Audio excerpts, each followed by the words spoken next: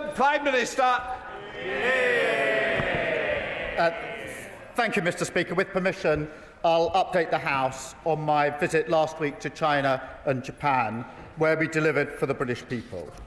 Mr. Speaker, with events overseas directly impacting on our security and the cost of living, I made it a founding principle of this government that after years of isolationism, Britain would face outwards once again. This was an 18-month strategy to rebuild our standing, and we have delivered, strengthening our US relationship with our world-first trade deal, resetting our relationship with the EU, striking a groundbreaking FTA with India, and now thawing our ties with China to put this relationship on a more stable footing for the long term. Mr. Speaker, China is the second biggest economy in the world. Including Hong Kong, it's our third biggest trading partner, supporting 370,000 British jobs, and it is an undeniable presence in global affairs. It would be impossible to safeguard our national interests without engaging with this geopolitical reality. Yet we inherited a policy from the previous government, not of engagement with China, but hiding away and sticking their heads in the sand. While our allies developed a more sophisticated approach, they let the UK fall behind. We became an outlier. Of my three predecessors, none held a single meeting with President Xi. For 8 years, no British Prime Minister visited China. 8 years of missed opportunities. Meanwhile, Mr. Speaker, over that period, President Macron visited China 3 times, German leaders 4 times, the Canadian Prime Minister was there a few weeks ago, Chancellor Merz and President Trump are both due to visit shortly. In this context, refusing to engage would be a derelict... Order!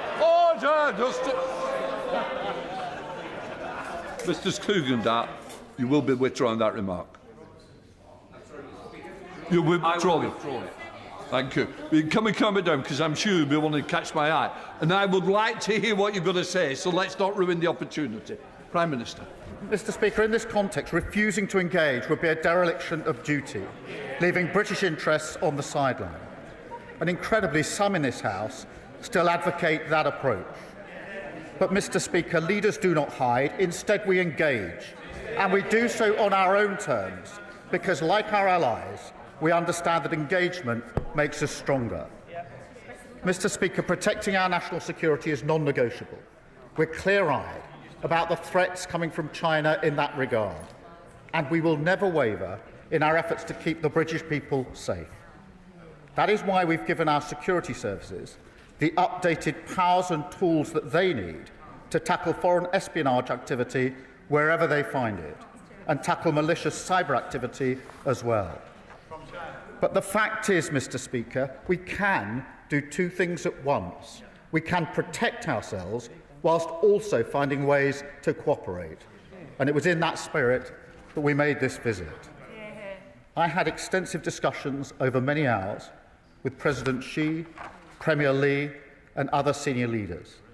The discussions were positive and constructive. We covered the full range of issues, from strategic stability to trade and investment, opening a direct channel of communication to deliver in the national interest, enabling us to raise frank concerns about activities that impact our national security at the most senior levels of the Chinese system. We agreed to intensify dialogue on cyber issues, and we agreed a new partnership on climate and nature, providing much-needed global leadership on this vital issue. And, Mr. Speaker, I raised a number of areas of difference which matter deeply to this country. I raised the case of Jimmy Lai and called for his release, making clear the strength of feeling in this House. Those discussions will continue. And my right honourable friend, the Foreign Secretary, is in touch with Mr Lai's family to provide further briefing. I raised our human rights concerns in Xinjiang and Tibet.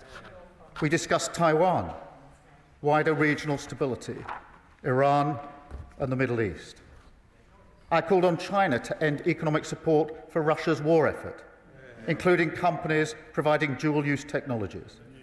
And I urged them to use their influence on Putin to push for the much-needed ceasefire in Ukraine. And, Mr. Speaker, I also raised the fact that members of this House have been sanctioned by the Chinese authorities.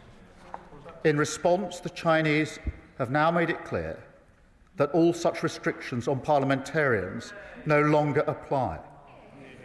And I want to be clear, this was not the result of a trade. Exactly. Yes, members will want to see more, I understand that. But that is precisely the point. Ignoring China for 8 years achieved nothing. This step is an early indication, not the sum total, of the kind of progress that this sort of engagement can achieve, through leader-to-leader discussion on sensitive issues, to stand up for British interests. Mr. Speaker, my visit was also about creating new opportunities for British businesses to deliver jobs and growth for the British people. We took with us a brilliant delegation of nearly 60 businesses and cultural powerhouses, the very best of British, as an embodiment of what this country has to offer. If anyone's in doubt as to why this matters, I urge them to spend a few minutes with any one of those businesses. They will tell you about the incredible potential there and the importance of getting out there and accessing the market.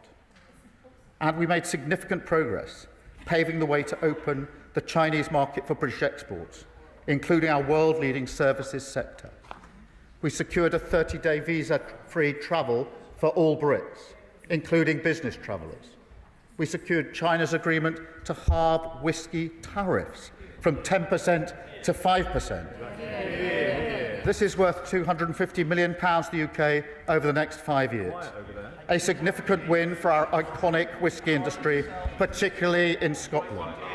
And, Mr. Speaker, that lower tariff comes into force today. In total, we secured £2.3 billion in market access wins, including for financial services, £2.2 billion in export deals for British companies, and hundreds of millions worth of new investments. In addition, Mr. Speaker, we agreed to work together in some key areas of law enforcement. Last year, around 60% of all small boat engines used by smuggling gangs came from China. So we struck a border security pact to enable joint law enforcement action to disrupt that supply at source.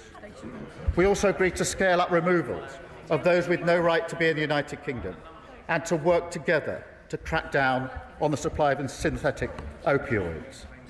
We will continue to develop our work across all these areas because, Mr. Speaker, this is the start of the process, not the end of it. My visit was not just about coming back with these agreements. It was about the wider question of setting this relationship on a better path, which allows us to deal with issues and seize opportunities in a way that the previous government failed to do. Finally, Speaker, let me say a word about my meetings in Tokyo. Japan remains one of our closest allies. Together, we're the leading economies in the CPTPP, partners in the G7, the G20, and the Coalition of the Willing. And they are the UK's largest inward investor outside the United States and Europe. So I had an extremely productive meeting with the Prime Minister as we set out our shared priorities to build an even deeper partnership in the years to come.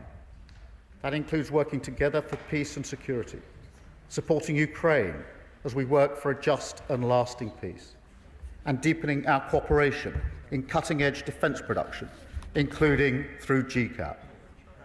We discussed how we can boost growth and economic resilience by developing our cooperation, first in tech and innovation, where we are both leaders, second in energy, where Japan is a major investor in the UK, and third in trade, where we're working together to maintain the openness and stability that our businesses depend on. That includes expanding the CPTPP and deepening its cooperation with the EU. We will take all of this forward, Mr. Speaker, when I welcome the Prime Minister to Chequers later this year. So, Mr. Speaker, this is Britain back at the top table at last, facing outward, replacing incoherence and isolationism with pragmatic engagement, replacing naive posturing with the national interest. In dangerous times, we're using our full strength and reach on the world stage to deliver growth and security for the British people, and I commend this statement to the House. Kemi Beno, the Leader of